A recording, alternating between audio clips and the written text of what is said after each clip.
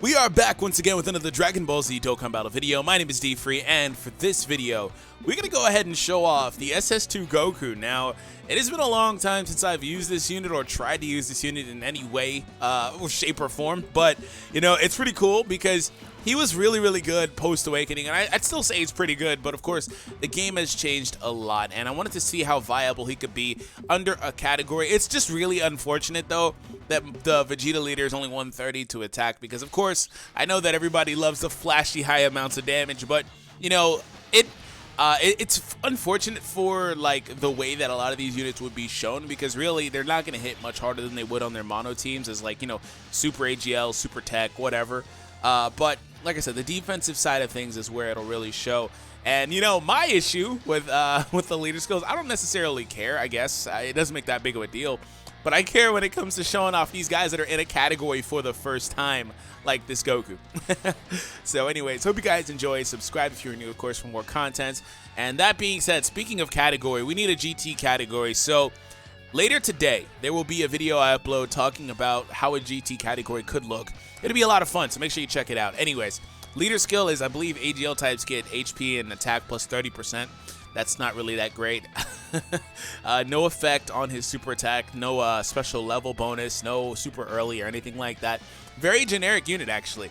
70% attack boost. That's it. Very generic unit. So we did give him the normal level 3 dodge for that dodge meme. We got the Golden Warrior here. We have Saiyan lineage. We have Super Saiyan. We have Sun family, which I'm pretty sure I can trigger that on this team, so he'll be able to really see how good he can be defensively. That's GT. I shouldn't even have bothered clicking that one.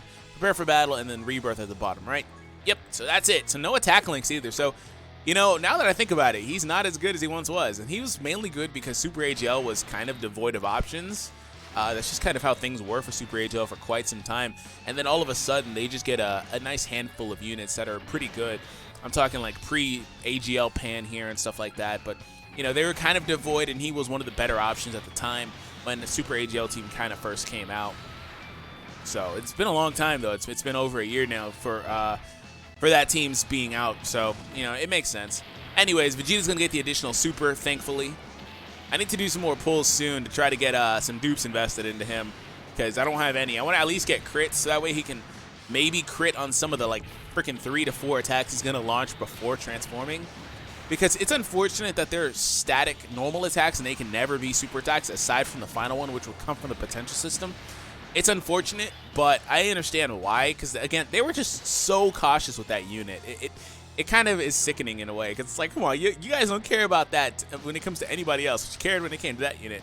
Because they were like, oh yeah, if they get dupes and they put crits into him, you know, he's all of a sudden going to be like a Vegito Blue, you know, like a physical Vegito Blue kind of, just rolling off a bunch of additional super crits. It's just wild. So anyways, in this scenario, we have Super Saiyan and GT active. We don't have access to the Bardock support this turn. We're a little too high on HP. I had to finish that sentence off. Alright, and there goes the Int Orbs for Bardock, because, yeah. Anyways, that nice 462,000 power. He's not going to do much against this guy, but he does additional super. So that's pretty cool. I'll take that. Unfortunately, no crits. Despite a level 15 crit, we did stun him last round, so it doesn't really matter what we do here, because either way, he's going down. So that is it for the tech guy, who is our only real threat, to be honest. When it came to this event, that is, with this team, because this team is so AGL focused, so heavily AGL in focused or whatever, that's just kind of how things broke down. So we have double Vegetas and Turles. So I'm gonna go ahead and put the Turles off rotation, no, just because he's not really here for Vegeta support. But that being said, at least this one time, Vegeta's gonna be really good. I wonder if I'll actually even get them to transform, to be honest, because, you know, sometimes I don't even get him to transform. Because you don't need an HP thing on him if you didn't know. It's just after 4 turns, he has a chance to do it every turn from there. So sometimes I don't even get him to transform. It's really random, actually. Wait, this is the first Vegeta's attack. Right? It's a second attack. No, it was the second one. Okay. Well, I guess it makes sense because it said second attack. Duh, D-free.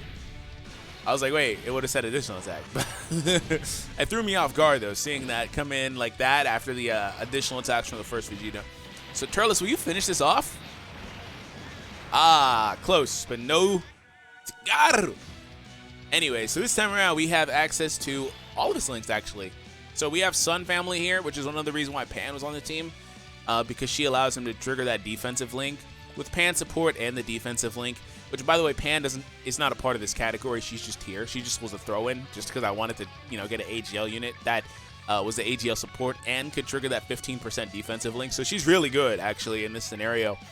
But more importantly, you see how she's doing little brother here, the one that we're trying to show off, 85,000 attack and 45,000 defense. But look at big brother. He's sitting at 160,000 and 92,000. Relax, Goku, relax. I think he's higher, though, in potential system. I got to keep finishing those sentences because you guys are very good at pointing that out when I say that. Yeah, so that's funny to me. Look at that, little brother then big brother. I'm going to use this just because I'm going to leave her in the first slot because I do want to trigger all of his links. Don't. Oh, he's stunned. Dang it. That's annoying because I didn't pay attention to that. I'm so used to not having stun ability anymore. Not being able to stun. So I legit don't even pay attention half the time anymore to that. All right, 600k attack. Of course, he'd be better if he had the last little bit in this potential system. Man, but I wanted to make this more or less like a pre-Wuzzy worth the orbs, before I even finished him off, to kind of like give myself the idea as to whether I wanted to finish him off anyway. Because sometimes I kind of just finish units off just because when it comes to their potential. Just because I want to show them off. Because I know they'll be pretty good, or I've seen like somebody else do it or something like that. But in his case, I was like, yeah, I don't really recall the last time anybody has said anything about this unit. And he's also, I think, still my image, my profile picture over on Instagram. So that's pretty cool. I love that art for that Goku. It's been that way for a really long time. By the way, if you guys haven't already, check out Twitter, Instagram, Twitch, all that stuff. Link is down below in the description. And for today's videos, they're the same ones as yesterday. We show off the Ginyu Force team doing over 2 million damage with the Ginyu Force team. That's a free-to-play team. Incredibly fun. It's so wonky, but they're really good. They're really good in a lot of different forms of this game, so make sure you check that out. Below that, we have LR Goku, as you see, on the Pure SAIYANS team, showing him off with his boy Tech Bardock as well, which is his best friend, basically. All right, so speaking of Bardock, Imp Bardock, we'll go ahead and finish it off. Or not. Or freaking not. Well, this time we have access to the links again, but instead of Super Saiyan, we have Turles' attack support. I mean, which is technically better. His attack is way higher. It's better. At the very least, if this Goku had a chance to, that freaking sprite is really ugly, actually. If this Goku had a chance to maybe at least raise his attack whenever he super attacks, he'd be pretty solid for 3 to 6 turns. Because even support units that have come out post him, like after him, that are support unit base that are, oh yes, thank you, Raditz, or yeah, Turles, excuse me. Support units like the AGL Super Vegeta and stuff, they get those 6-turn mechanics now, or, they get some sort of mechanic there. It's just, when he rebirthed, they were being very cautious. I just, like I said, they just don't care when it comes to 99% of these units anymore. As far as like what they do and how they work when they come out. Now, that being said, when I was talking about them being cautious with Vegeta, you can see it. But the thing about him is he turns into what he was meant to be post-transforming. And that, that's one thing I necessarily don't really like about the transformation mechanic. Is if you look at the cards that transform, except for Turles, because he's the anomaly, because he completely switches, and he's actually better as the support unit, apparently. The attack that he generates by his support passive is actually more than he would generate as an offensive and defensive unit post-transforming, if you didn't know. When you look at the transformation units, it's just weird because it's like they hold something back so they can save it for the transformation, and they finally become what they were meant to be, which it's cool in a concept, but I don't know if I like it in a game like Dokkan, that is. Let me know your thoughts in the comments down below. As far as like, transformation. Not to say that transformations itself, they don't have cool animation. They do, right? It looks cool. I like the way it works for the most part. I do have minor gripes about how it works, whether it's RNG based or having it dip below 50%. I don't really know if those are cool, restrictions, but just in general, just because it takes away stuff from the unit until they get their transformation. And I guess mainly that's seen in the LR versions, the Goku and Vegeta ones, because they turn into completely different units. And they get the access to counters and super crits, or super attacks, and not, well, I guess crit on everything basically with Gogeta and stuff like that. Again, I understand why they did what they did. And here's Turles. Speak of the devil, I was just mentioning him. But it's just kind of like, I don't know. All right, so this time around, instead of having double supports, because Turles really screwed us this rotation. Like, let me tell you how Turles screwed this rotation over. First and foremost, he transformed, which, again, takes him from being a 3-key 40% support to being an offensive and defensive unit. He heals by 15%, and he gets 130 attack and defense up. So he turns into an individual unit, which is cool, right? It's just, he's better this way. 3-key 40%, because that's just better for the team. So that's one of the ways it screwed us, because he took that attack away from us. But he also healed, which I think nullified this guy's secondary passive, because it triggered at the start.